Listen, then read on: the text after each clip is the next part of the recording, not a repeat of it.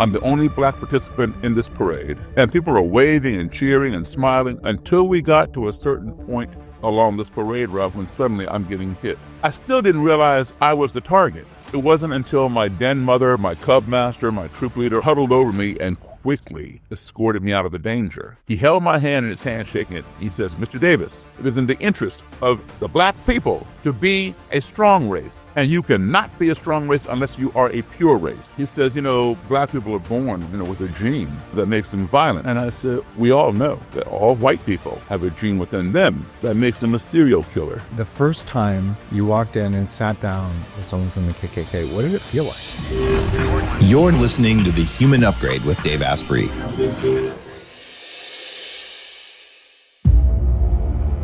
Our guest today repeats some of the things the KKK said to him, and frankly, they are not very nice. If this is going to be a problem for you or anyone listening with you, be warned. Sitting here in a studio in Washington, D.C. with Daryl Davis. Daryl is one of the most unusual human beings I've come across. A jazz musician, a black man who just so happened to convert 200 Ku Klux Klan members to no longer be in the Klan. He's been a guest a couple times on the Joe Rogan show, and I've been on there 3 times, so we have that in common. And he's lived a life that is astounding. And I want to share with you how he thinks and just to hear some stories of how he's achieved something that sounds impossible. One of the things I've learned over the years is that if you want to change someone's mind, going in logically doesn't really work because our operating systems are designed for us to not want to change our reality. So these logical arguments end up basically with low-carb guys thumping their chests or vegans yelling at each other or keto people saying, "I'm more keto than you." And we get stuck in these cognitive areas. For me to start the biohacking movement, I had to break my paradigm of food, of hunger, of how much control I had over my brain, over my body, over my nervous system. And it was a lot of change. And I found that I couldn't tell people what to eat, but I could show them. And that most of the way we influence other people comes from the unconscious or from the things that are not the words we say. And if you'd like to learn more about that, the episode with Robert Cialdini, who wrote the famous book Influence, is a way to just understand how much is going on that you don't see. So we're going to learn from Daryl how he did this, and you are going to be blown away. Daryl Davis, it's a great honor to be sitting here with you today. It's my pleasure and honor. Thank you, Dave, for having me. How was that intro? Are you a jazz musician first? Are you the guy who changes people's minds? How do you like? Well, when you said that I was one of the most unusual people, I thought you said, "Oh, he has 6 arms and 3 eyes and all that kind of stuff." No, yes, I am a musician first, but ultimately I'm a human being, and I've learned to recognize everyone as human beings. Perhaps I have had some experiences that many people have not had, but still, we all have certain things in common that we all can relate to, believe it or not. What made you reach out to the KKK? Okay, well, in order to get there, you have to understand my background. I'm age 66, and I was the child of parents in the U.S. Foreign Service. I began traveling around the world at the age of 3 in 1961. I was born in 58. And my first exposure to school was overseas. So as an American embassy kid, you get assigned to a country for 2 years. And at the end of the assignment, you return back home here to the States. You're here for maybe a year, and then you get reassigned abroad again for 2 years. So back and forth, back and forth. My first introduction to school was kindergarten, which was overseas. I did kindergarten, 1st grade, 3rd grade, 5th grade, 7th grade, all in different schools in different countries. Now, the schools over there, my classmates were from all over the world because anybody who had an embassy where we were stationed with our American embassy, all of their kids went to the same school. So this little girl here might be from Nigeria, this person here from Japan, that boy there from Czechoslovakia or Italy, Russia, you name it. All those embassy kids were all in my school. That being my first introduction to school became what my baseline for school was supposed to be. And the term multicultural did not even exist back then. To me, it was just the norm. That's all it was, a bunch of us kids. We played together, we worked together, we didn't look alike, maybe we didn't have the same languages, we didn't worship, the same way perhaps, but we all played, worked, and had slumber parties together, right? At the end of the 2 years, I would come back home here, and I would either be in all black schools or black and white schools, meaning the still segregated or the newly integrated. And just because desegregation was passed by the Supreme Court in 1954, 4 years before I was born, schools did not integrate overnight. It took years. And even right now, in 2024, we're still battling integration in some parts of this country. So one time I came back, 1968, and I was going to one of these newly integrated schools. 2 black kids in the whole school. Myself in 4th grade at the age of 10, and a little black girl in 2nd grade. So consequently, all of my friends were 4th and 5th graders, and they all were white. Several of my male friends were members of the Cub Scouts, and they invited me to join. So I joined the Cub Scouts. Did a lot of fun things. And we had a parade in which other organizations were participating: Girl Scouts, Brownies, Boy Scouts, 4-H Club, and different organizations. And the streets were blocked off, sidewalks were lined with nothing but white people. This is 1968. And here I am with my Cub Scout troop. I'm the only black participant in this parade. And people are waving and cheering and smiling until we got to a certain point along this parade route when suddenly I'm getting hit with bottles and soda pop cans and small debris from the street by just a small group of spectators, maybe 4 or 5, mixing with the larger crowd off to my right on the sidewalk. And I turned to see what was hitting me, and I see these people throwing things and yelling. I couldn't hear what they were saying because there was like a marching band and all kinds of noise going on. But they were throwing things, and I still didn't realize I was the target. Oh, wow. Right? Because I never had any precedent for this. I'm just assuming, these people over here, they don't like the Scouts, You were 10 at the time? I was 10. Okay. And I'm trying to figure out, why don't they like the Scouts? Maybe their kid didn't make the cut or something, I had every excuse but the right excuse. And I'm thinking they're targeting the Cub Scouts. It wasn't until my den mother, my Cub master, my troop leader all came running back, these are white people, and huddled over me and quickly escorted me out of the danger. And I kept saying, what did I do? I didn't do anything to them. Why are they doing this?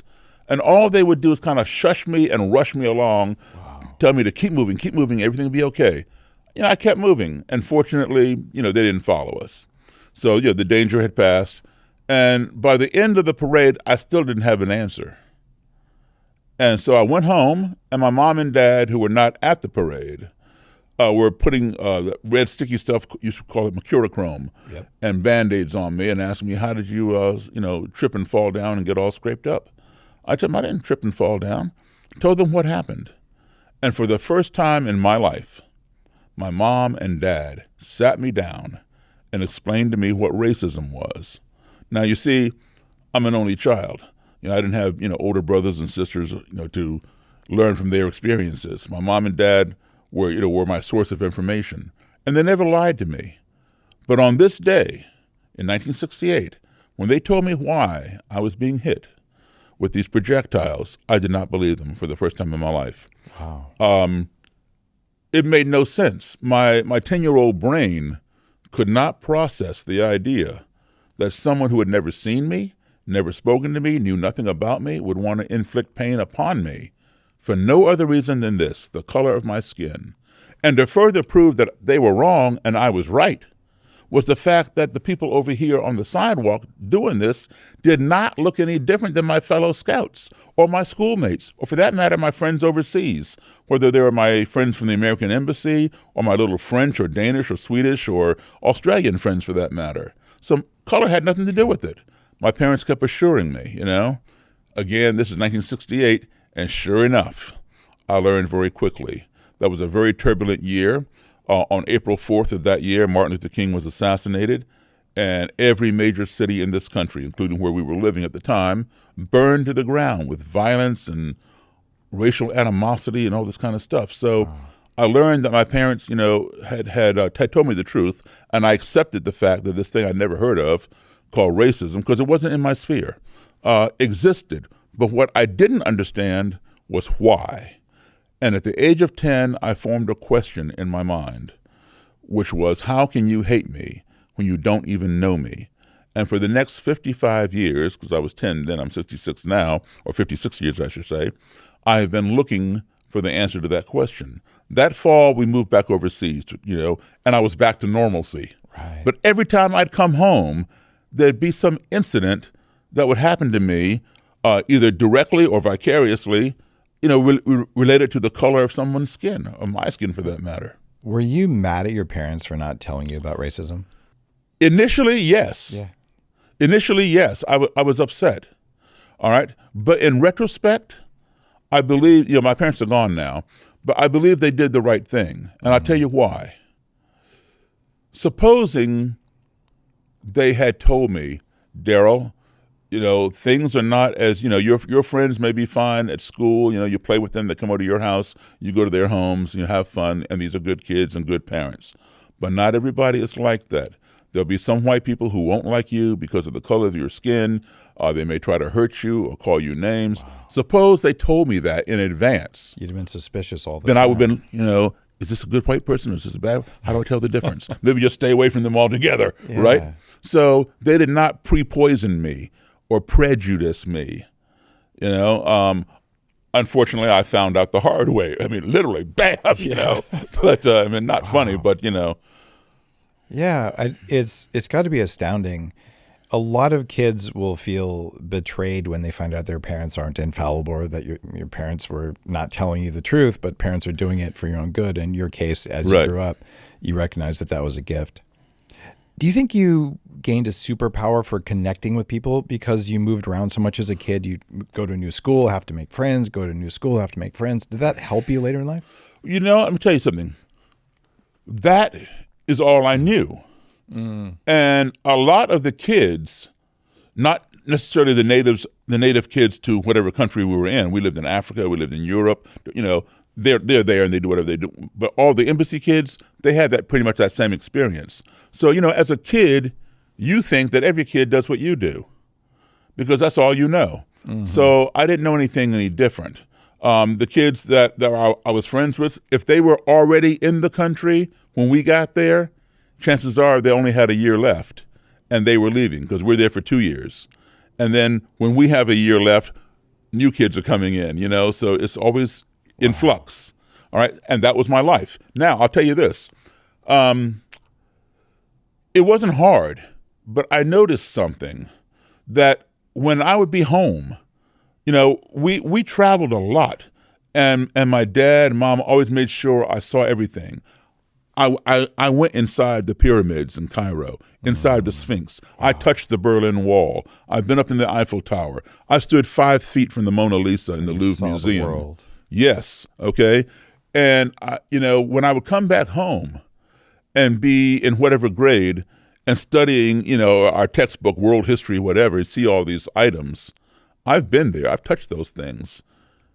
I realized that most of the kids sitting around me here in our own country, the closest they would ever come to those things were the pictures in those textbooks. They weren't going to Berlin, seeing the Berlin Wall or the Eiffel Tower or, King Tut in Cairo or whatever. I did. And sometimes those things in the history books were wrong. I was there. I saw what it was. And the history book was wrong. Wow. All right. So I really appreciated my parents even more, for exposing me to these things. Because according to our U.S. Census Bureau, less than 50% of Americans even own a passport. Yeah. Europeans, they travel all the time. They're always going somewhere. They don't call it vacation. They call it, I'm going on holiday. Right. Yeah. And, when we say vacation, we mean, we might be gone for a week, no more than 2 weeks, because that's what our company pays us for, 2 week vacation, right? These people, when they go on a holiday, they may be gone for a month, 2 months, whatever. Yeah. And so they are a lot more worldly than we are. When you combine my childhood travels with my adulthood travels now as a musician touring or lecturer or what have you, combine those two sets, I've been to 63 countries on 6 continents. Wow. I'm actually behind though. because currently there are 195 countries in the world.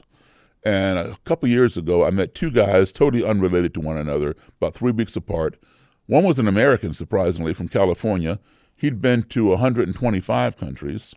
And the other guy was from Estonia.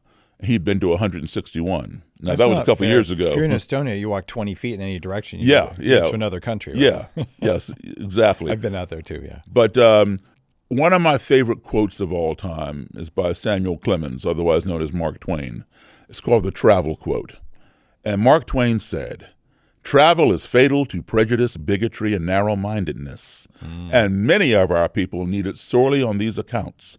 Broad, wholesome, charitable views of men and things cannot be acquired by vegetating in one little corner of the earth all one's lifetime."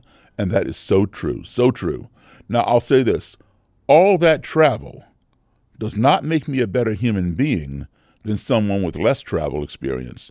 But what it does is it gives me a better and broader perspective on humanity than most people who've not been exposed to somebody outside of their immediate environment or circle.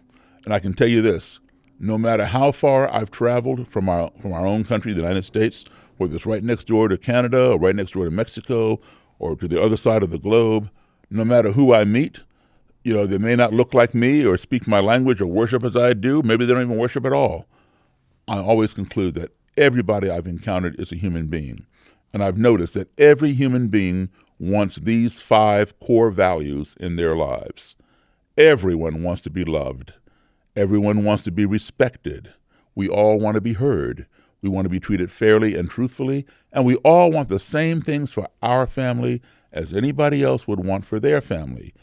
And if we can learn to apply those 5 core values or any of those 5 values when we find ourselves in an adversarial situation or in a culture or society in which we're unfamiliar or uncomfortable, I'll guarantee your navigation of that situation, that culture, that society would be much more positive, much more smooth, and much more productive. Hearing your experience growing up is so interesting. I grew up in New Mexico, and at the time, there were essentially no black people there.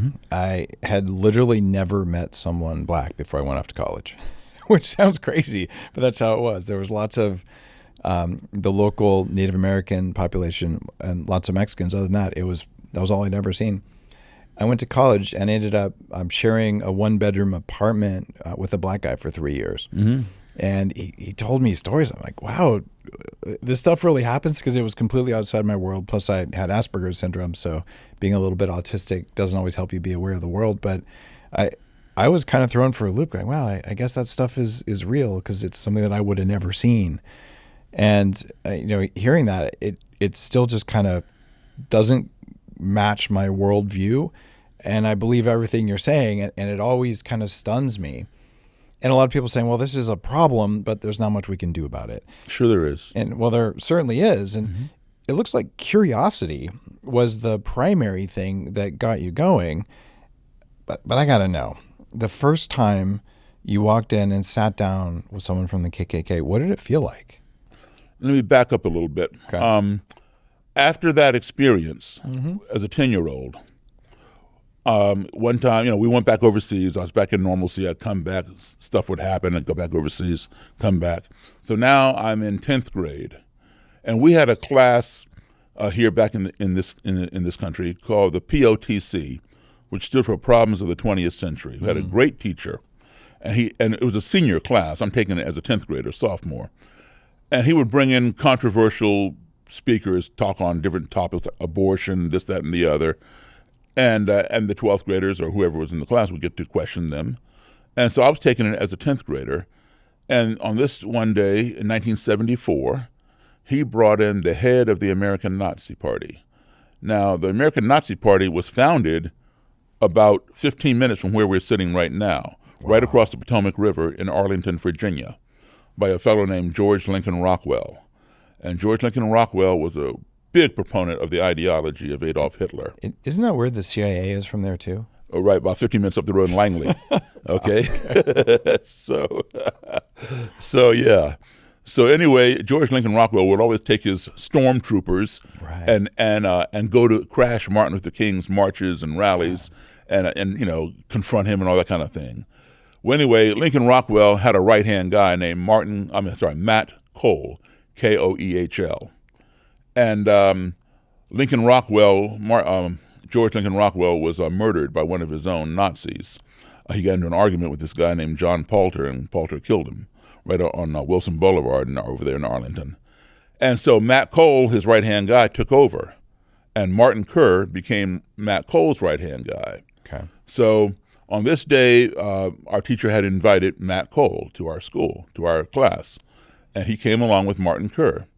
Now, there were more blacks in the school, but only 2 in this particular class, and I'm in there and another black guy. And Matt Cole was standing at the front of our class, I'm 15 years old, espousing all of these views of white supremacy. And he pointed at me and pointed at the other black guy and said, "We're going to ship you back to Africa." And then he went like this, "And all you Jews out there, you're going back to Israel." Now, I just sat there looking at the guy. I'm a kid. Did you not know Israel was recently created? You can't send them back to a country that didn't exist until... You're dealing with Nazi mentality, the master race. They don't care where you go as long as you're out of here. Okay. So, I didn't say anything to him. I'm just looking at him like, what on earth is this man talking about, right? And one of my classmates piped up and says, "Well, they live here. What if they don't want to go?" And he says, "Oh, they have no choice. If they do not leave voluntarily, they will be exterminated in the upcoming race war." That was the first time I ever heard the term race war. And what year was this? 1974. Wow. Okay? And make a long story short, I confronted Matt Cole 8 years later when I graduated college. Music became my profession. Okay. But studying race relations became my obsession.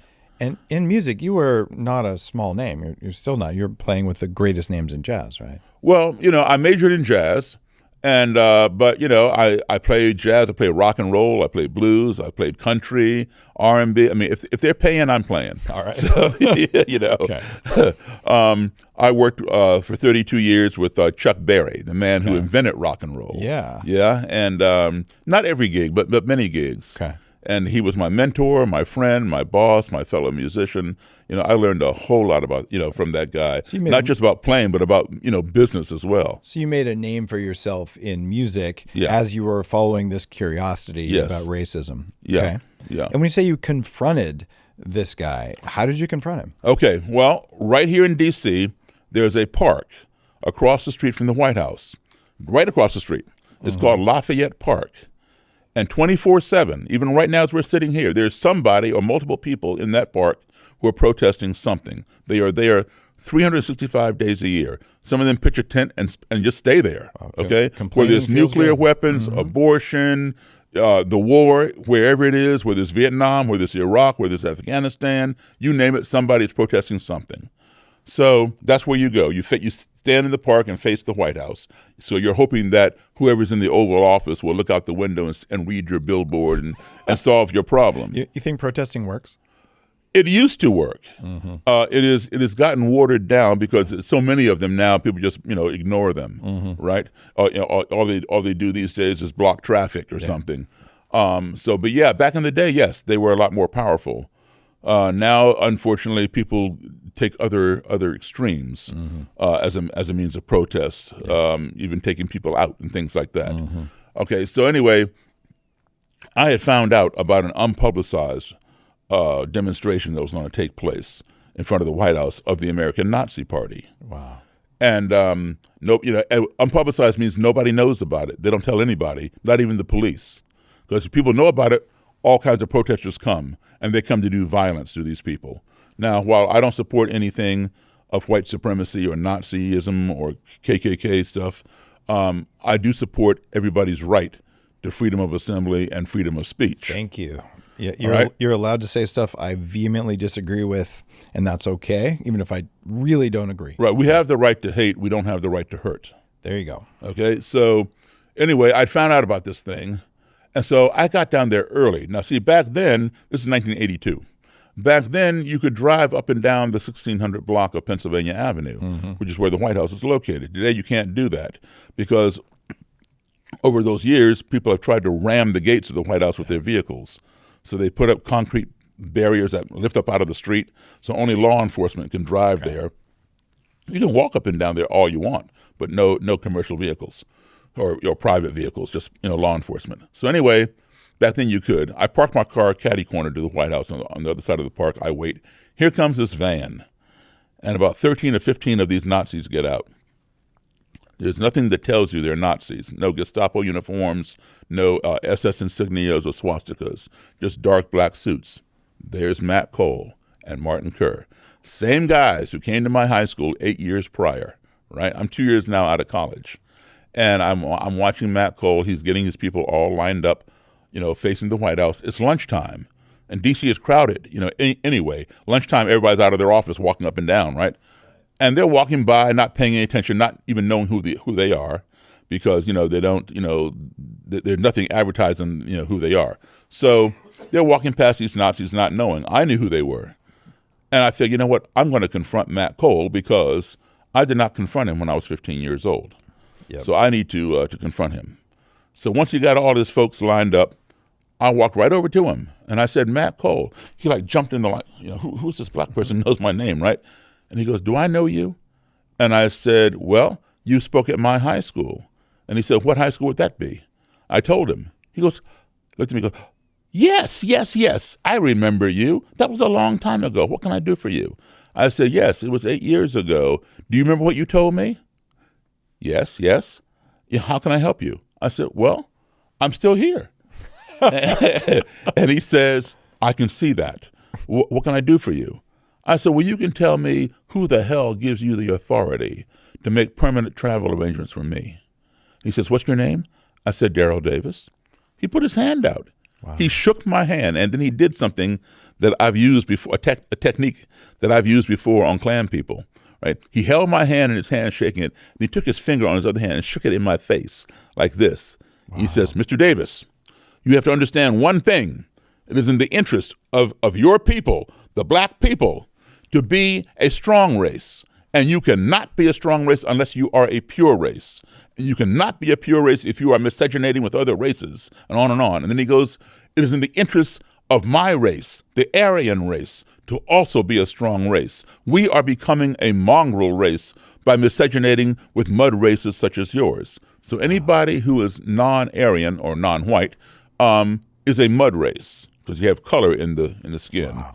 And so he's concerned about that. He says the races cannot coexist until you learn you must be separate, right, to keep the races pure.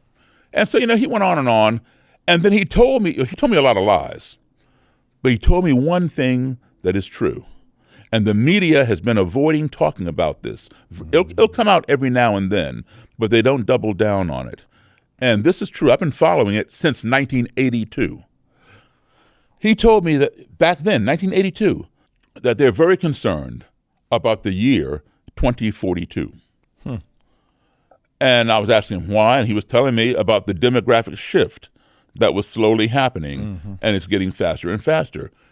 By the year 2042, this country will be 50-50. 50% white, 50% non-white. And between 2045 and 2050, it's going to shift, and whites will become the minority. All right? So, when you have sat on the throne of power for 400 years, that's all you know. You don't want to get off. You look at the last president, the one before Biden, he was only on the throne, so to speak, for 4 years and thought he was still there. He still thinks he's still there. So, you get that power, you don't want to give it up. And so they're seeing this shift coming, and our census is taken every decade, every 10 years.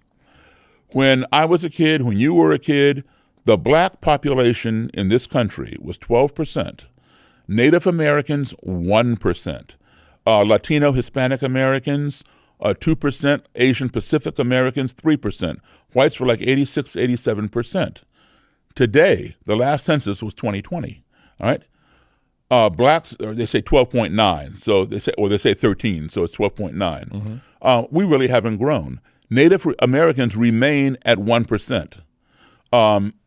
Asian Pacific Americans have almost doubled to 6%. Latino, Hispanic Americans have more than quadrupled to 17 point something percent. So if you take just 12% Black, 17% Hispanic, Latino, let alone anybody else, just those two, 17 and 12, that makes 29% non-white. That's almost a third of the country. This is happening, and it's going faster and faster, right? So they're trying to stop that because they're afraid of losing their majority status. And in their minds, you mentioned reality, people's reality. It's real to them. To them, they think, we discovered this country, we built this country, and we wrote the Constitution for this country, and people who don't look like us are coming to this country and taking our country away. We're going to take America back. We're going to make it great again. So that's the mentality. That's their patriotic reality. One of the most powerful classes I ever took was called Religion and Violence. And we studied all the religious movements that have turned violent. Jim Jones, the Mormons, Hamas, the Christian Crusades, everything. The Crusades, all of them. And it was taught by a rabbinical scholar. And he said, what do they all have in common? I said, they're all irrational because they believe in all this weird crap. And he laughed and he said, no, these are the most rational people you ever meet. If you believe what they believe, their actions are rational. And so you realize it's questioning your fundamental beliefs. And if those are wrong, what you're doing is wrong. But if your fundamental beliefs are actually real, right? And this is, it seems like what you're doing is you're getting in at some level and you're convincing a group of people who are hard to convince. Any group that believes something very strongly is hard to convince. And somehow you're getting in and you're changing something that they believe in reality that then changes or collapses the behaviors that are based on that. So then they change. Well, actually, yes and no. What you're saying is absolutely 100% correct, but I would not say that I changed them or that I converted them. When you see my name in the media, it'll say, black musician converts 200 Klansmen or white supremacists, whatever. No, I didn't even convert one in my eyes. I have been the impetus and continue to be the impetus for over 200 to convert themselves. Yeah. Okay. That's much less egotistical and I think more accurate. It's totally true. Yeah, but because what I know, what you said earlier about reality, it's real to these people. You cannot change somebody's reality if it's real to them, and if you try to change it, you're going to get pushback. Yeah, because they know it's real in their mind, and that pushback can have bullets in it. Oh yes, I mean the more you push, the more it's going to escalate until the point of the break point where it explodes and becomes violent towards you, right? So let me give you an example. Let's say if you want somebody's reality to change, don't attack it. Don't tell them they're wrong. Don't try to attack it. Even though you know that you're right, you've seen it. You're older. Whatever reason, you have the facts. They don't have the facts. All right, and you know they're wrong. Don't attack it. Don't try to prove it. All right. What you do is this: you offer them a better perception or better perceptions, plural.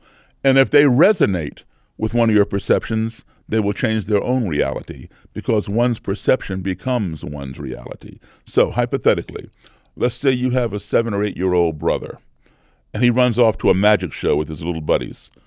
And he comes home and tells you, Dave, you're not going to believe this. This magician on stage, he asked for a lady volunteer and 50 women raised their hand. He picked one out of the audience, brought her up on stage, asked her, what's your name, where you're from? And then he had her climb into this long box.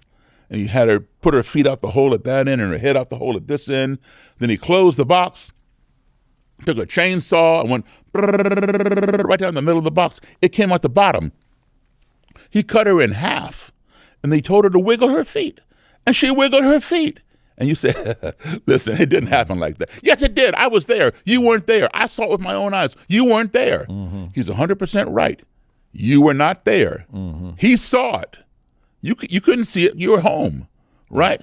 So how are you going to tell him that he did not see what he saw and you weren't there? He's going to attack you, right? And so he's pushing back. And then to prove to you that he's right, he tells you after the man cut the box in half and she wiggled her feet, he moved this half of the box with the feet over here to stage right and the half with the head over here to stage left. And then he walked over there and he spoke to the woman's head, and she talked back to him. And then he brought the two halves back together. He did some abracadabra incantation and opened the lid, and she climbed out, full form. He cut her in half, put her back together, and there's no blood. And you say, listen, it's an illusion. No, it's not, I'm telling you. Now it's escalating. Because after he's gone through all this trouble telling you what this man did and how he put her back together, you're still calling him a liar more in his mind, right? So he's going to explode. Rather than attack his reality, what you do is you offer him a better perception, because one's perception is one's reality. So you say to him, listen, I hear you. I understand what you're saying. But let me ask you a question. Do you think that maybe, just perhaps, it's possible that the woman that he picked out of the audience, maybe she works for him. Maybe she knows the trick. She travels all around the country with him and always sits in that same theater seat wherever they go. That way he looks all around the different women and always zeroes in on her. He brings her up on stage, and when she climbs into the box, there's already a pair of mannequin dummy legs laying on the floor of the box that are wearing the same stockings and same high heels that she has on. She grabs them by the poles by the end of them and shoves them out the hole. She brings her own knees up under her chest. So now her whole body is on this half of the box, right? And he cuts the box in half, as you said, and then he says, wiggle your feet. She just grabs the handles on those legs and shakes them, and the feet wiggle outside the hole. And then he has to, when he separates the two halves, he can't have you looking at those feet because she has no more control over them. They're not going to move anymore. So he has to distract you from looking over there. Of course he's going to walk over there and talk to her head. And she's going to talk back. Her whole body is there. And then when he brings the two halves back together, she pulls those legs back in, leaves them on the floor, stretches out, climbs out of the box. All together, no blood. And then your brother says, that might be the way that could only work. You've offered him a better perception, and he has converted his own reality, right? That's how I do it. Too many people get triggered by with their egos trying to say, this guy is wrong. I know I'm right, and it becomes a battle of the right and the wrong rather than a battle of thought. What kind of other thoughts can we look at another side of the coin? One of the arguments that racists have used for a long time is about latent genes. Tell me how you deal with that. Oh, my goodness. Okay, so again, it's a perception thing. An example of that would be, I was in my car one time, it's a true story, with an exalted cyclops. Well, let me give you the hierarchy of how the Klan operates. If you have a chapter of your particular Klan group in another state, in your state and in another state or in multiple states, you may then consider yourself to be a national Klan group. Therefore, you must appoint a national leader who oversees all of the states in which you have a chapter. Like our national leader, we call that person the president, who oversees all the states. They call that person the imperial wizard. Okay. All right, so anybody on the imperial level is a national person, wizard being the top. An imperial caliph is like a vice president. Okay. All right, and then you have secretary, treasurer, and all that, and they all have different, mystical names. So the head of a state, which we will call the governor, they call that person the Grand Dragon. Anybody on the grand level is state level. Grand Dragon, governor. Grand Caliph, lieutenant governor. Then you have secretary, treasurer. Within the state, you have counties. A county, or we call the county leader, the county executive or the county manager. They call that person the Great Titan. Anybody on the great level is countywide, right? Within the county, you have districts. And we call those people councilmen or selectmen, aldermen, mayors. They call those persons exalted cyclops. All right, so this exalted cyclops was in my car. Like a county commissioner, basically. Exactly, precisely. Okay. So we're riding around, and somehow we got on the topic of crime and some black crime. Something might have happened in the news or something like that, and some black person had done something. And so he was talking about, black on black crime. And he says, black people are born, with a gene, that makes them violent. I'm driving, he's sitting over here. And I said, man, what are you talking about? And he's like, well, you all are born, with this gene. Because, that's what he heard. And yes, that's what I heard it before too. Not from black people or the white people, but from Klan people. Right. They make up stuff and they disseminate it to their group, brainwashing. So I said, what are you talking about? And he says, who is doing all the drive-bys and carjackings in Southeast, referring to Southeast Washington, D.C., which is predominantly black. There are some white people who live there. It's predominantly black, and yes, it is high crime ridden. I said, okay, it's black people, but that's who lives there. You're not considering the demographics. Mm-hmm. Who is doing all the crime up in Bangor, Maine? White people, because that's what lives there.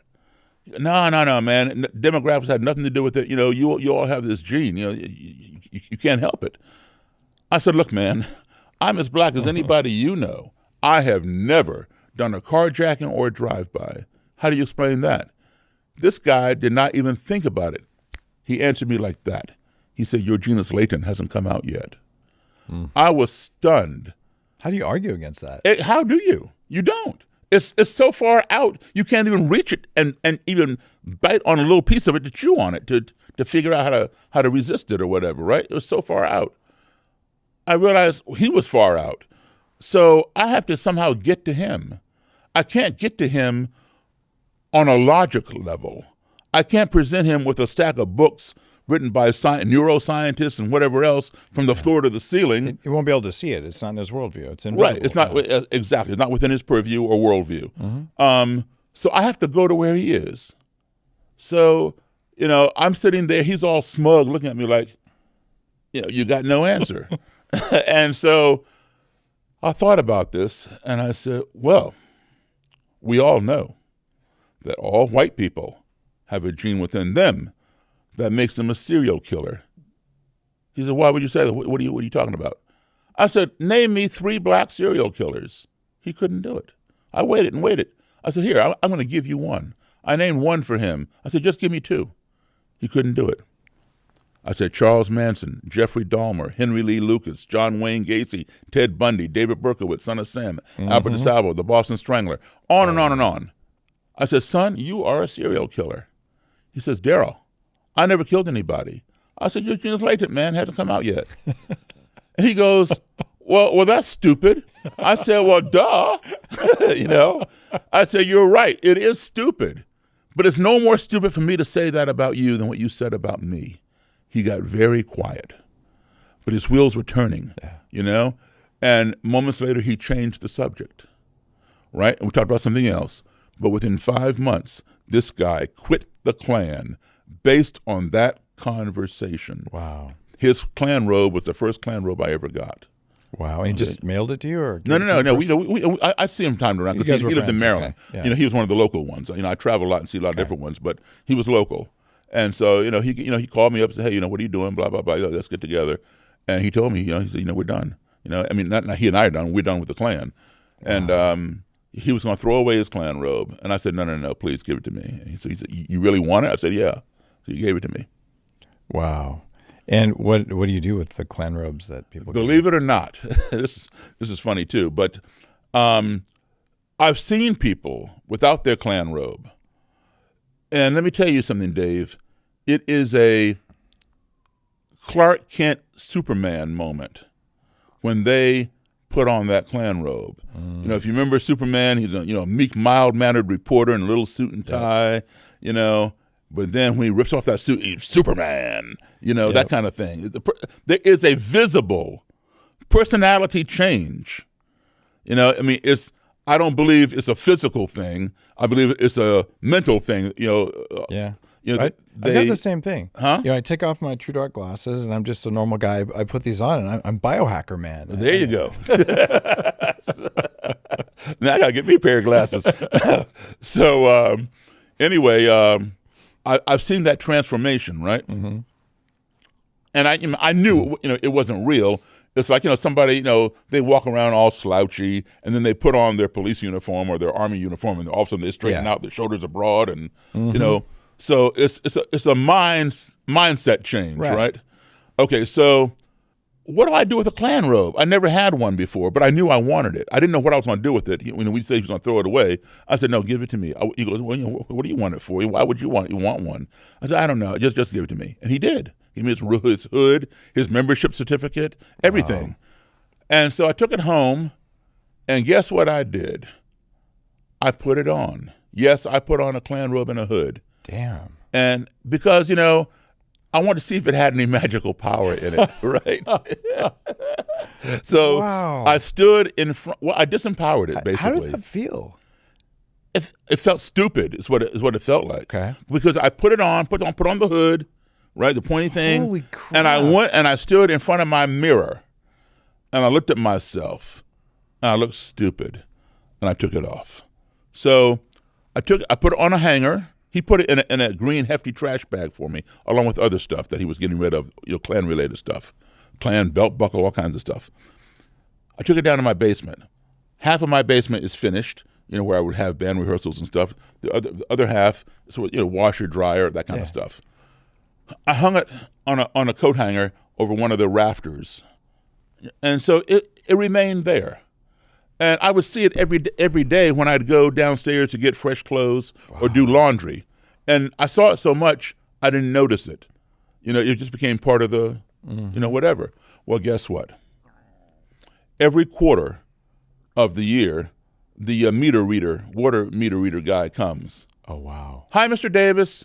And if I'm home, and he goes downstairs, gets the numbers off the meter, and then I get a bill a couple weeks later, right? If I'm not home or whatever, he'll leave his thing on the door, and you fill it out and mail it in. So he's always very friendly, very cheerful. Hi, Mr. Davis. Goes on down, and then when he came out, he didn't even say goodbye to me. He kind of like gave me a look, and just like went on out the door. I thought, that's kind of odd. Was he? He was a black guy. He was black. Okay. Yeah, I'd long forgotten about the damn robe because you didn't see it because it was just there. I didn't see it because it was there. Exactly. Wow. And then later on that day, I don't know, something triggered me or something. I thought, oh, man, that dude saw the robe, man, No wonder he was acting all bizarre. So I took it and I put it in my closet. Now, today, I have tons of those things. I have many. I've gotten several hundred items. How many robes and hoods do I have? I'd probably say between 65, maybe 70. Wow. By now, okay? But I keep most of them off-site, locked up. I keep a couple with me, when I go on lectures, I can show them. Now, the Klan knows that some of their members talk with you, and then they decide to leave. Yet they still invite you to come and speak at rallies. You've showed me pictures on your phone of you standing next to burning crosses as a black man. How do you stay grounded in that situation? Because, Dave, I realize that I've seen all kinds of things that they have never seen, and chances are they never will. And so I know what's out there. I know what they think it is not real. They think it's real. But I try to bring something to them vicariously. All right? And I've been very honest with them. They know where I stand.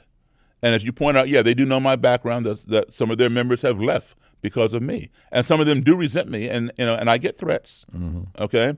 But I view it as an illness of the mind. And, a lot of illnesses, especially that one, can be cured. It may take some time. They were not born with that ideology. It's learned. And what can be learned can be unlearned. Just like, this gut that I have on me. I didn't always have this. And I want to lose it. We're going to work on that. Yeah. I put it on over time. But there's nothing I can take today or tonight before I go to bed and wake up looking like you. Okay? And wearing your waist size. All right? It's not going to happen. All right? It takes time. And so I have the patience to show them, hey, this is wrong, but I realize it's going to take some time for them to shed it because they did not put it on overnight. They grew up with it, or they surrounded themselves with it, whatever. It takes time. If you want to stay powerful, no matter how old you are, you want to keep your muscles strong and working. And you might think that the answer is to hit the gym harder, maybe for 2 hours a day, like one mistaken longevity doctor says. But there's a hack so that you don't have to add even a single rep. It's called MitoPure by Timeline. As you get older, your muscles naturally do shrink. It's one of the big causes of aging and people falling and stuff like that. Unfortunately, it means you feel tired and worn out first. And studies show that this is because your mitochondria are weaker. And there's great research going back over 10 years to back up this one compound. So give MitoPure a try for 2 months, let it sink in, and you'll feel the difference, or maybe even see the difference in your skin. Go to timeline.com/Dave. You'll get a great discount. This is something I use every single day. Get ready to hear something that sounds like it's right out of sci-fi, but it's legit. It's called Quantum Upgrade, and it works. At least if you believe double-blind, placebo-controlled studies. Those studies of Quantum Upgrade showed incredible effects. It improved red and white blood cell counts in minutes. And even better, it reversed stage 1 and stage 2 blood clotting in minutes. Yeah, it reverses it in studies. Quantum Upgrade boosts ATP production by up to 29%. And if you know how your biology makes energy, you know how big ATP is. It's like supercharging your cell's ability to make energy for you. And you don't have to take my word for it. The team at Quantum Upgrade will give you a 15-day free trial so you can experience it for yourself. Go to quantumupgrade.io/Dave to start your free trial. You mentioned earlier how hard it is for someone who believes something, it is absolutely true, to discover it's not. It's a shock to their system. Are there things you believe now that you know might not be true? One of the things that I learned was this. When you were a kid, when I was a kid, when most people that we know were kids, we were told a tiger does not change its stripes. A leopard does not change its spots, right? We grew up learning that. And we believed that because our parents or whoever told us that. Right? That's who the leopard is. That's who the tiger is. It's not going to change. So I went into this believing that a Klansman does not change his Robin Hood or her Robin Hood. That's who they are. Right. All right? I never set out to convert them. All I set out to do was ask a question and get an answer. The question was, how can you hate me when you don't even know me? That's all I want to know. Just tell me the reason why you hate me, and you don't even know me. All you see is the color of my skin. And then we can shake hands or not shake hands and go our separate ways. And I never see you again, you never see me again. That's all I wanted. What happened was this. The first Klansman that I interviewed, now, I'd met a Klansman before the first one that I interviewed. It didn't go so well. I wasn't looking to interview him. I just happened to meet him. He was beating up a woman, and I beat him up. And so, anyway, so I didn't interview him.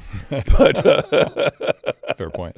But anyway, the first one that I interviewed, he didn't like me, okay? But, well, none of them really liked me initially. But he gave, I thought about writing an article and maybe submitting it to Life magazine or Reader's Digest, but he gave me too much information for an article. I mean, I was thinking, how can I cut this down? Well, this is good. No, this is good. I can't throw that away. It was too much for an article, but not quite enough for a book. So let me expand upon this. I started in Maryland. Let me go up north. Let me go down south. Let me go to the Midwest, go to the West, interview other Klan leaders and members from other regions. And then all this information I will compile into a book. And my book will be the first book ever written by a black author on the Ku Klux Klan based on face-to-face, in-person interviews, right? So that's how the book thing started. And what's your new book, by the way? It's about to come out. Yes, the new book is called The Klan Whisperer. Okay. And the first book was called Clandestine, spelled with a K, not a C. Nice name. Clandestine Relationships. And it came out in 1997. Now, since that time, we've had a black president, we've had more immigration, we've had Donald Trump, we've had an insurrection, we've had all kinds of things that have fueled white supremacy. And so it's time to update. So the first book, Clandestine Relationships, is out of print. And there are some booksellers that you have extra copies, and they have jacked up the price enormously. So I tell your people, don't go on Amazon or eBay or whatever and buy them there. Okay, go to the library, check it out from the library. You can read it for free if you can't wait for the new one. The new one will have most of the material from the old one, plus updates and new stories. The new book is called The Klan Whisperer, and it should be out by the end of December 2024, or at least by January of 2025. Well, I'm looking forward to a signed copy of it. Absolutely. Were you an angry young man? I was angry about certain things, especially when people would discriminate against me. Yeah. And I couldn't figure out. It was based on my skin color.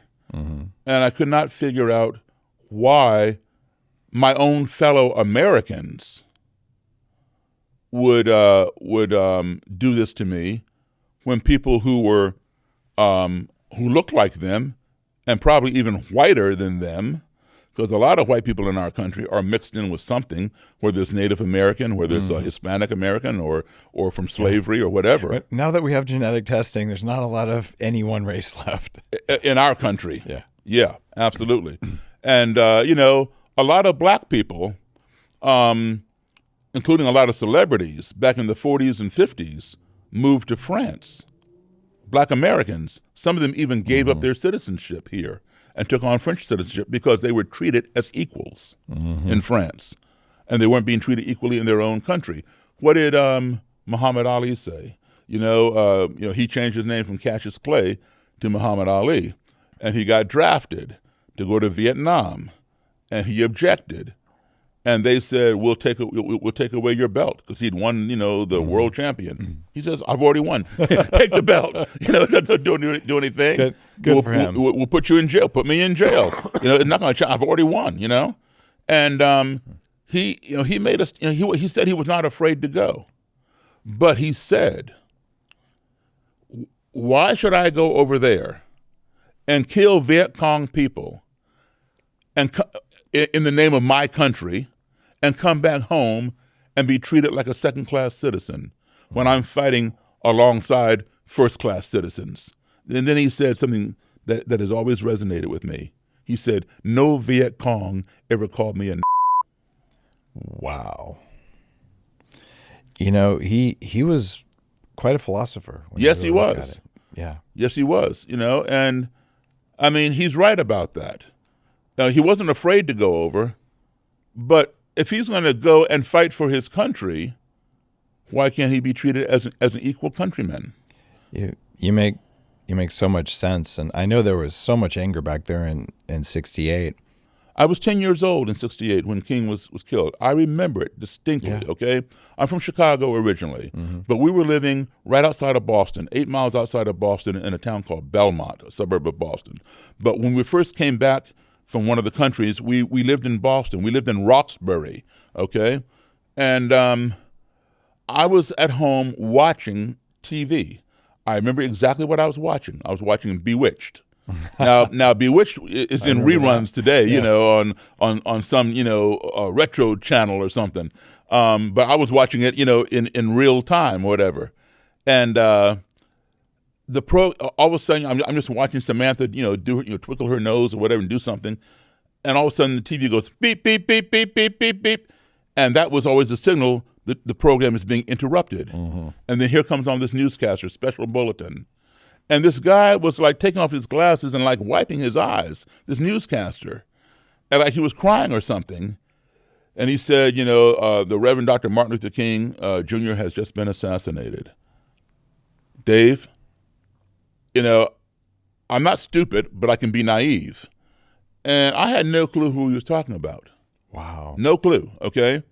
Because I didn't grow up with that, right. I was overseas. Right. Okay, so now, I hate to say this, but in my mind, I was thinking, why can't this news wait until 6 o'clock? Why does it have to interrupt my program? Because that's an honest recollection. Yeah, I'm 10 years old. I don't get this, Yeah. And so, but I figure, well, if he had to interrupt the program, it must be important, even though I don't know who it is. I better go tell my dad. Now, my mom was down in Roanoke. She'd gone down to visit her parents, and she was coming back, over the weekend or whatever. My dad was home. He was in his study typing or something, and I've seen my mom cry. I'd never seen my dad cry.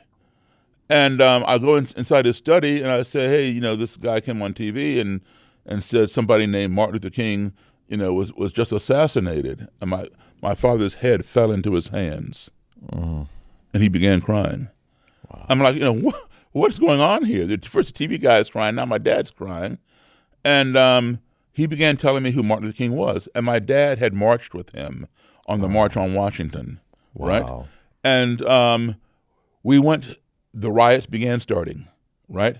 And we went down to Roxbury and got some of my, because when I first moved to Boston, right, from overseas, we were only there a few weeks because the schools were so bad. My parents said, no, we're out of here, moved to Belmont. But I made some little friends, and we went down there and got some of my little friends and brought them out to Belmont so they would be safe from all the rioting and, stay in our house. And we saw the buildings on fire, saw the fighting in the streets, all kinds of craziness.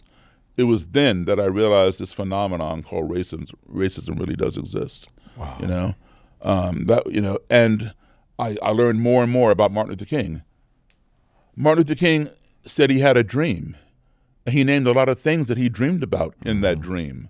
One of the things that he said, and I'm going to paraphrase it, he said, I have a dream that one day the sons of slave owners will sit down with the sons of slaves at the table of brotherhood. And that's what I'm doing. He has been a profound, big influence on my decision to do what I do today. When people enter we'll call it the path of biohacking, this idea of I'm going to change my environment around me and inside me so I have control over my biology, they always get their energy back. They lose weight or gain weight, gain muscle, whatever. And then they say, man, I want to be happy and I want to live longer. So it's about longevity. But when you get into the being happy, the thing that I teach, the thing that everyone eventually has to face is forgiveness. It's like, how do you let go of the things that trigger you, the things that make you mad? And because of that, I'm doing a biohacking consciousness event with the King family and with Victor Chan, who co-writes books with the Dalai Lama, in April in Austin. We're going to come together and talk about forgiveness and talk about these, I'm just going to call them advanced states that humans are capable of. I want to know, how do you go about forgiving people who threaten your life, people who say all sorts of bad things about you? What's your inner dialogue? What's your process for not being just angry all the time, given what's directed at you? Well, as I was saying, I consider it an illness. How could you be angry with somebody because they have dementia or because they have diabetes or because they got cancer and they can't play with you anymore or something? So it's a compassion practice then. You're having compassion for the people who hate you because it's like there's something wrong with them. Something's wrong with them, yes, definitely. Okay. Because there is no rationale to hating somebody. If I had done something to them, they might have a reason. Okay. But just because they see the color of my skin, no. So a long time ago, yes, I was angry, very angry. Okay.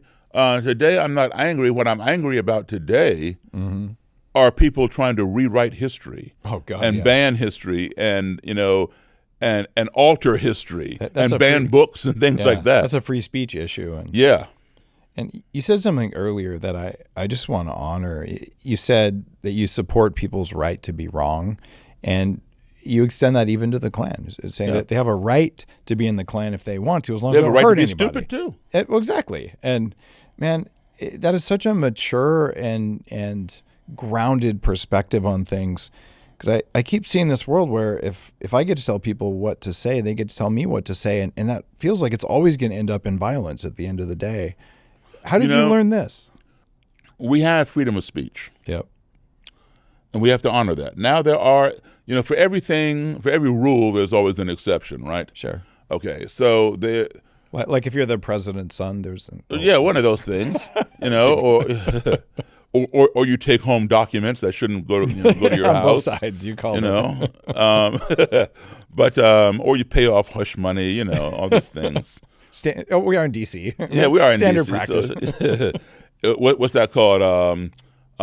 SOP. Yeah. Standard operating procedure. For all politicians, but I'm not being partisan at all here. Yeah. Okay, so I will say that there is some racism involved in this. A lot of it. Yeah. Okay, because, and correct me if I'm wrong, but I think the first exception to our freedom of speech was when the Supreme Court ruled you can't shout fire in a crowded theater. and for good reason, unless there is a fire. If there's a fire, yes, shout it, get everybody out of there. Okay, but if there's no fire, you're going to create a panic, and people are going to trample over one another, injure, possibly, accidentally kill somebody trying to get out of the theater when there's no fire. Yep. So you cannot shout fire in a crowded theater unless there's a fire. So that is one denial of freedom of speech. All right. The second one came when we had a lot of hijackings, and people were, just goofing off, shouting hijack in the airport. You better not say that word in the airport, or gun in the airport, unless there is something going on. Yeah. Otherwise, you will be snatched up real quick and be in jail. And also, assault is just the laws. You can't assault someone, which means threatening them. So basically, you're not allowed to hurt other people or tell people you're going to hurt them. Well, you can tell people you're going to hurt them. Yeah, you can. Well, that's assault when you do that. No, that's not really assault. It's a threat. But now it may be different in different states and different counties. Sure. But around here, if a woman calls the police and says, hey, my boyfriend is threatening to beat me up and da-da-da-da. Well, I'm sorry, man, we can't do anything unless he acts on the threat. And then, of course, he kills her, and now they can go do something, after the fact, right? And that happens all too often. Oh, I had a teacher in college. He was dating this divorced woman. She was an elementary school teacher.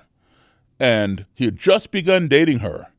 Her husband, ex-husband, was stalking her, would not let her go. Wow. He was violent. He was, bad person. All right. And she kept calling the police, saying, he's outside in the parking lot, da-da-da. They couldn't do anything unless he acts. So anyway, one night, my teacher from college, dating her, goes with her to her PTA meeting at her elementary school where she teaches. They come out after the meeting and walk to the car. The ex-husband is hiding behind a dumpster. Boom, boom. Takes them both out. All those calls to the cops. What good did it do? You can get a restraining order, but somebody who's going to shoot you, they care about a piece of paper? No. Crazy people are crazy. Exactly. So I just named you two exceptions. Yep. I don't understand why, and I've seen this, why the Klan and Nazis can march down a public street, even in a black neighborhood or a Jewish neighborhood, and yell through their bullhorn, 6 million is not enough, or we're going to ship the back to Africa. That sure seems like a threat to me. Well, not only does it seem like a threat, but it causes a panic. It causes a riot. People come out. I've seen Klan riots. I've seen them in person. Inciting a riot, okay. Yeah, okay. You're inciting a riot, okay? But yet, something as tame as, well, I won't say tame, but less tame than inciting a race riot, right? By yelling, fire at the movie theater or hijacking the airport. None of that should be done. But why are you allowing this? It's such a slippery slope. I don't know the right answer for it. I do know that if we make a mistake, we should make a mistake on people being allowed to say the stupidest shit ever. And they shouldn't be allowed to hurt other people. And it's that line. I don't know where it ends up. I do worry about censorship and editing history and things like that, because anytime someone says they're going to do something for my safety, whether you like it or not. Yeah, that's usually not true. That's frankly in the middle of the pandemic. That's why I call my coffee company Danger Coffee.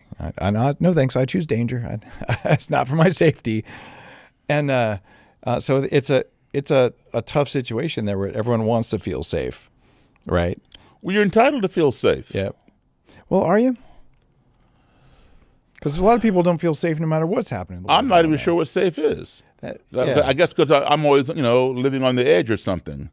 And maybe if I wasn't, I wouldn't know what to do with myself. You feel really peaceful. Do I feel peaceful? You do. I mean, you've got fire in you. You're motivated, but you don't.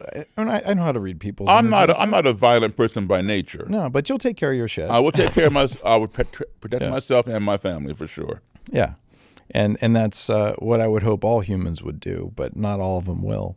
But here's the thing that we got to start doing. All right, in the past, let's just say, me, a black guy, I'm walking down the street. Up ahead on the sidewalk, I see a white guy and a black guy, and they're into it. They're yelling at each other, calling each other stupid, idiot, this, that, and the other. As I go by, I'm not going to have anything to do with them. I don't know either one of them. It's not my fight, none of my business. I'm going to mind my own business, right? As I go by, the white guy calls the black guy an idiot. For all I know, he may be an idiot. Yeah. I'm going to keep on going, all right? Not involve myself. But let's say as I walk by, the white guy calls the black guy a oh, now I got to turn around and go back, because that word also affects me. It affects my family. It affects everybody who looks like me.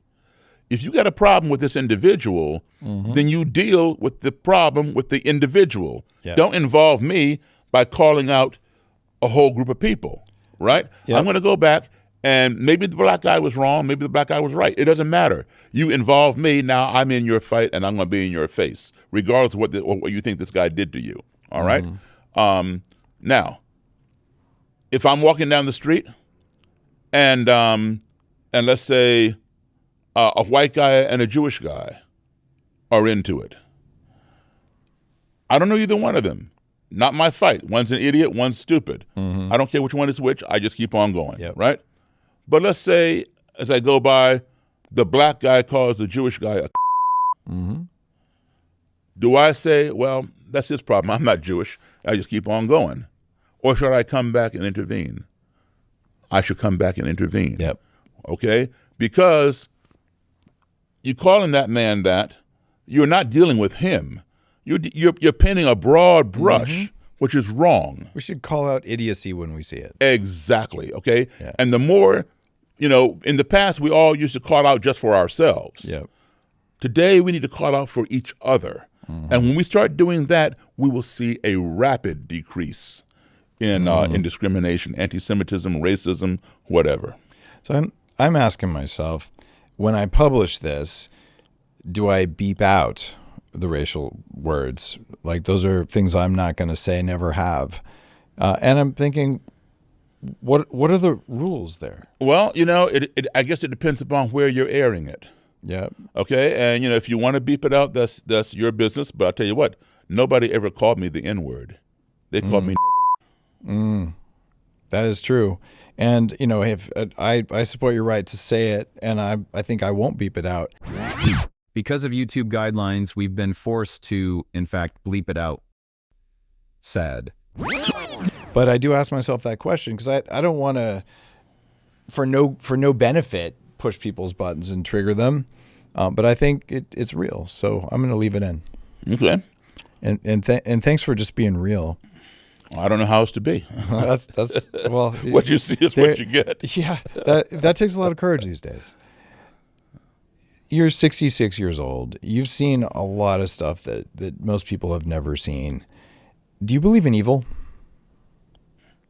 I do believe in evil. I've seen evil. What is it? Evil is the antithesis of benevolence. So if benevolence exists, it has an equal opposite reaction. You don't know what cold is until you know what hot is. Yeah, it's a polarity. Right. I think you're right. There are. I don't think you can have good without evil. So evil will exist, and it's how you respond to it and whether you let it suck in that makes the big difference for how you evolve and how you grow. It's a tough one. It feels like if I was to spend the rest of my life fighting against evil, I probably wouldn't win, and it might make it stronger, and it wouldn't make me stronger. So working on being more benevolent, more peaceful, and spreading good stuff. Fighting against, that almost is an oxymoron. Yeah. Let's fight for something. Go. Back in around the late 60s, early 70s, some protesters here in D.C. asked Mother Teresa to come to the rally against the war, and she said no. Like, what do you mean? And she said, I'll come to a rally for peace, but I won't come to a rally against the war. And that always stuck with me. Well, I along with two other people, co-founded a foundation recently called the Pro-Human Foundation. Oh, I like this. Yeah. And because, there's so many organizations and foundations that call themselves anti-racist.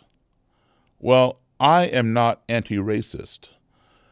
I think of racist as being the person. Yeah. I am anti-racism. Very different. Okay? I'm against the ideology. I am for the person, the racist, because that person can change. I'm not for that person's ism, the racism. So let me try to help this person and get rid of his or her ism. Wow, that Right? is. If we're using anti-racist as an adjective, yes, but I think of anti-racist as the person, the noun, and the ism, being the adjective, the embodiment of the evil or whatever you're trying to be against. Before the person, be against the ism. Wow, that's really powerful. How do you respond when Black people tell you that they hate your work? I have my share of detractors, okay, white and Black. But Black people are no more monolithic than white people. For some reason, people try to put us in that box. We all think alike. We all going to vote for the Black candidate. We all are going to do this and do that. We all have this gene, the whole 9 yards, right? Everyone's different. Everyone's different, okay? And I get it. I understand that. But part of it is they have not had the experience that I have had. Again, that does not make me a better person than them. It just gives me a broader view. They may not have had as many experiences with white people as I have had, and seen that these particular white people that did some transgression against them do not reflect other white people, right? Just like, if some Black guy snatches some white woman's purse, mugs her, hits her in the head or whatever, and takes her money or carjacks her, does she have the right to hate all Black people? Well, yeah, she can, but it doesn't make a whole lot of sense. She has a right to. It's just dumb. Right, exactly, precisely, okay? It's ignorance. Listen. It's actually natural. I'm going to take it back. It's not dumb. What's going on is her unconscious mind and body saw a threat, and they do rapid threat detection. And before she has a chance to think, her body's going to be responsive that way. And the ignorance is believing her body instead of overriding it. Like a mature, healed human would say, oh, wow, my body is experiencing a stress thing because I saw another person who looked like the other person who hurt me. That means that I got a mismatch and I need to do my work on that, my forgiveness work, my letting go, my compassion. So it isn't even dumb. It's that they believed what their nervous system told them the next time they saw someone. Well, you know what? Yes and no. Okay. People, especially in this country, tend to tribalize. Yeah, we do. It's not healthy. Believe it or not, I don't tribalize. And I think the reason why, now, if I had grown up here my whole life, you might have, yeah. I might have tribalized, okay? But like I said, my first introduction to school, that's where you make your first friends, right? I had friends from all over the world. How many Americans get that? Not a whole lot, unless they're serving overseas in the military or their company sends them overseas, or in this case, the State Department sent my family overseas, right? People from all over the world. That was my tribe.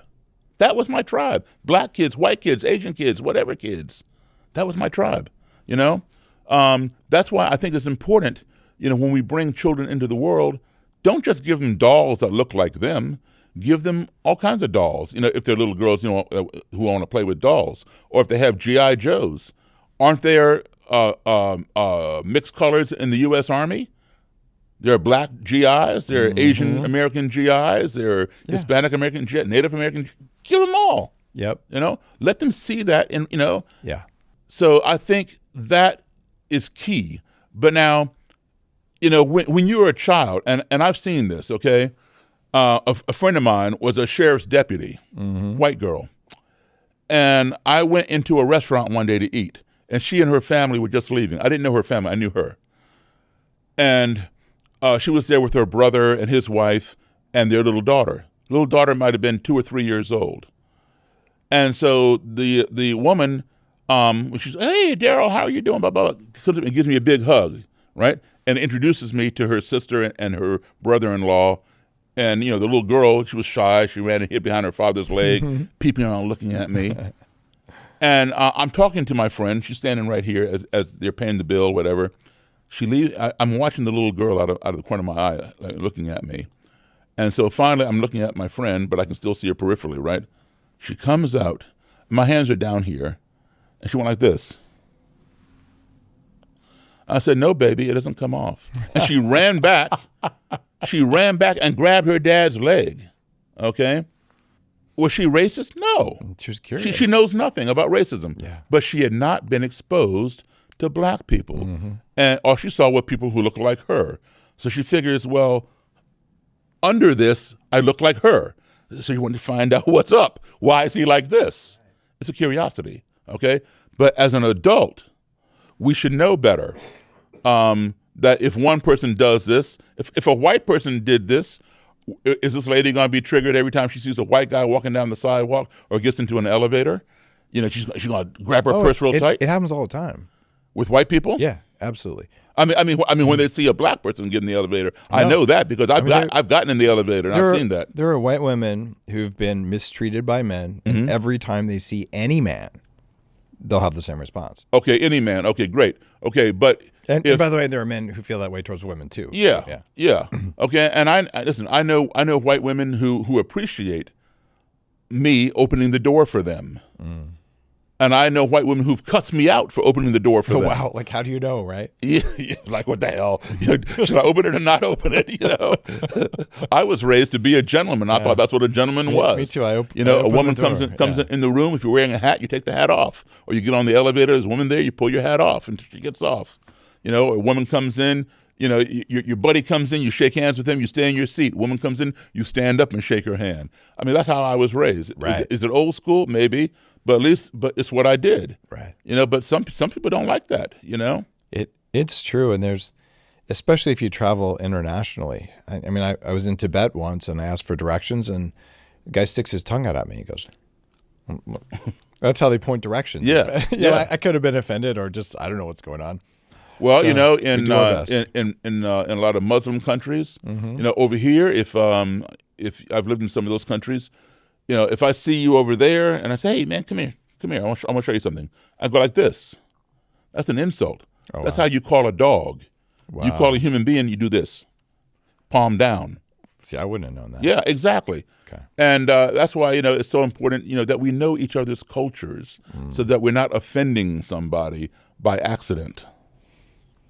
There's a lot of cultures to learn, and there's always something to learn from each one. And the beauty of it is we have all those cultures right here in our country. Wow, that's we don't have to necessarily cross the Atlantic Ocean and Pacific Ocean like you and I have done to learn those cultures. I'm not saying don't do it if you have the chance, but we have enough rich diversity right here that all we have to do is walk out our door and take the opportunity to absorb some of it. It's beautiful, but we try to avoid it.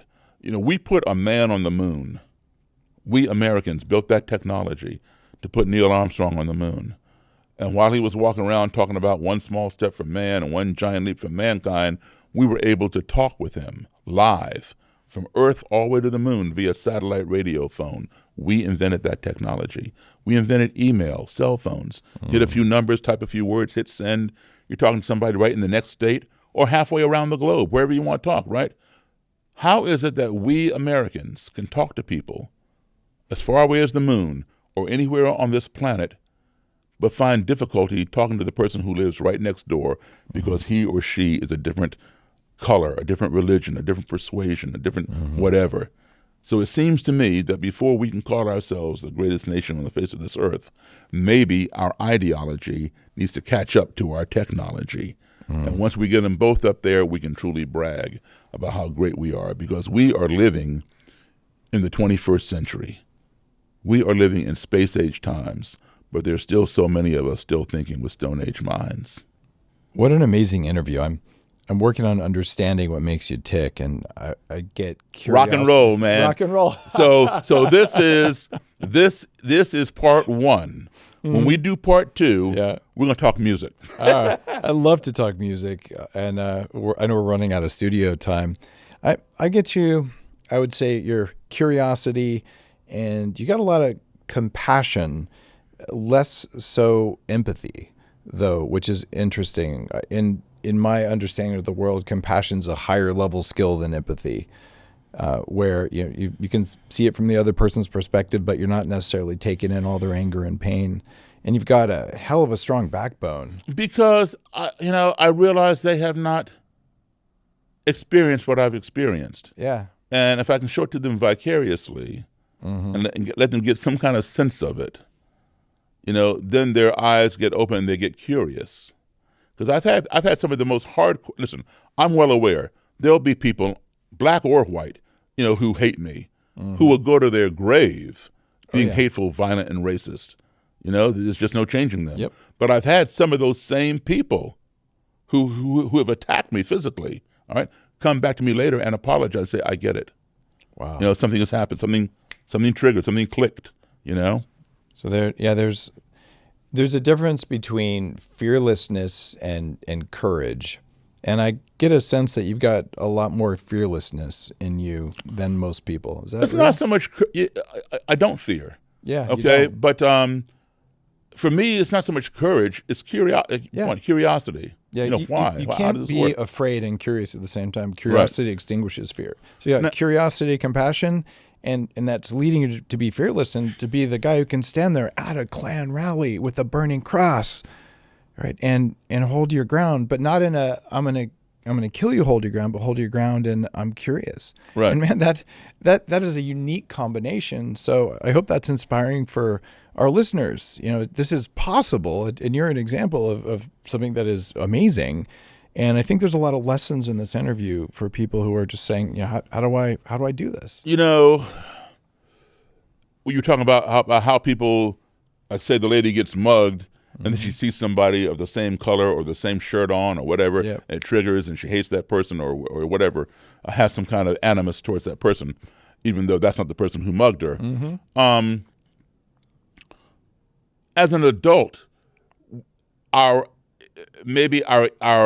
innate instinct might cause that trigger, but then our human logic should counter it and supersede it. Say, okay, well, that's not the same person, and I know other black people or other Jewish people or other whatever people who don't do that. I work with some in my office, or my best friends, whatever, that would override that. Okay, but now if you talk about animals, it may be a little different. Like, for example, if I'm giving you directions to my house, and you've never been there before, and I say, you make the right turn on this street, and I'm the second house on the left, and you'll probably see my little teacup poodle running around the front yard.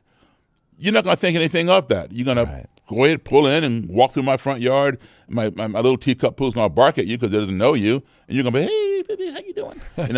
Right? And come on and knock on my door. But same scenario, and I tell you, it's second house on the left. You'll probably see my pit bull running around the front yard. You can be like, is the pit bull okay? Is it going to be in the backyard or the front yard, right? Not all pit bulls are mean, man. There are a lot of great pit bulls, but they carry a certain amount of baggage behind them, right? Because of what we hear about them. They're always in dog fights and stuff, So and you hear these stories about pit bull bite you, it will not let go. It will bite you to the death, kind of thing. So you got that in the back of your mind. But see, as human beings, we shouldn't think that way unless we're thinking about a pit bull or a snake or some other thing that we're not as familiar with as human beings. Yes. Because we look at we all grew up. Well, most Christian people grew up, with Santa Claus, the Easter Bunny, the Tooth Fairy. At what point do we stop believing in those people? Yeah. Right. So we know certain things we were told about Santa Claus. We believe them initially. The guy comes down the chimney and brings us goodies, and somebody else, some fairy puts a dollar or probably today it's like $10. When I was a kid, it was $1 or a quarter under my pillow. I put my tooth under there, and the Easter Bunny brings us certain things. As adults, we no longer believe in that. So why not, as adults, do we stop believing because as kids we were raised, those people are bad? You know, why don't we try to find out for ourselves? Like we found out Santa Claus is not what we thought he was. You know, it's our dad, you know, or it's whatever. The Easter Bunny is not who we thought it was, or the Tooth Fairy. Why are we taking somebody else's word for another group of people? That's something I've never heard before, and it makes a lot of sense. If you can stop believing in Santa Claus, you can stop believing in racism. They're both just stories. Yeah. Wow. It's so powerful.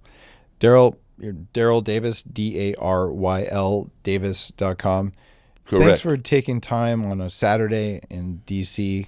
to sit down and share your wisdom. It's an honor. My pleasure. My pleasure. I have one last amusing story for you. Do share. So sometimes I go to senior living facilities and perform for the residents. And, you know, music is a very powerful thing. People who don't talk anymore, or they can't remember what they had for lunch 5 minutes ago, you play a song from their era when they were growing up, all of a sudden they're singing all the words. Wow. You know, it just triggers a certain part of the brain that, you know, it's sort of like, you know, if you walk down the street and you're an adult now, your grandmother is long gone, and you walk down the street and you pass some older lady and you smell. My grandmother used to wear that perfume. I remember when I was a little boy. It takes you back. Right. Right? That sense of smell. Music does the same thing. It affects a certain part of the brain. Well, I was at this nursing home, and I go there quite frequently to play for the residents. So I get to know a lot of them. I see new ones coming in. Unfortunately, a lot of them die, and you know. But this one lady came in. I remember when she first came in. She was, you know, old, and she was very feisty and very energetic, but she was getting a little bit of dementia, and it was slow decline, right? And then it began happening more and more rapid. It got to the point where if you go to some of these places, sometimes you'll see an older woman carrying around a baby doll. You know, they have regressed back to when they had their baby or whatever. Yeah. So as therapy, the you know, person, caregiver, whatever, will give them a baby doll, and they walk around. They think this is their baby. I had not seen this woman with the baby doll, and I was in the common area.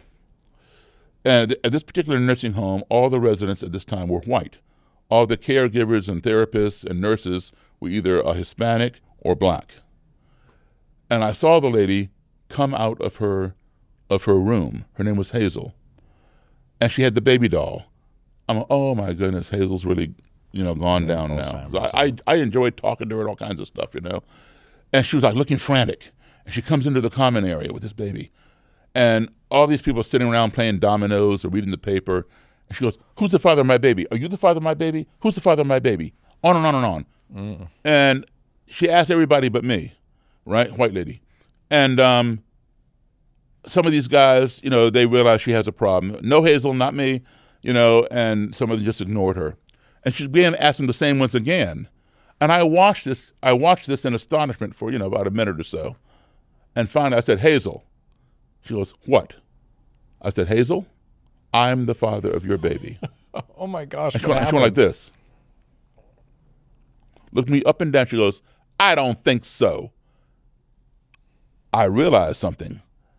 No matter how deep dementia goes, she can't remember who fathered her baby, can't remember what she had for breakfast, but she damn sure knew she never slept with a black man. Wow. Racism goes deeper than dementia. That deep. Wow. That's mind-blowing. Wow, Daryl. It was mind-blowing to me too. Wow. But you know, just the opposite though. I've met people who were racist, and they come to these places, and I guess the shroud that goes over the frontal cortex shrinks, and they lose that. They treat you just like anybody else. You know, the brain is a funny thing. I spend a lot of time with electrodes on my head, looking at what's going on before you think, or invisible what you think, and it is messy in there, but it can be improved. That's for sure. I hear you.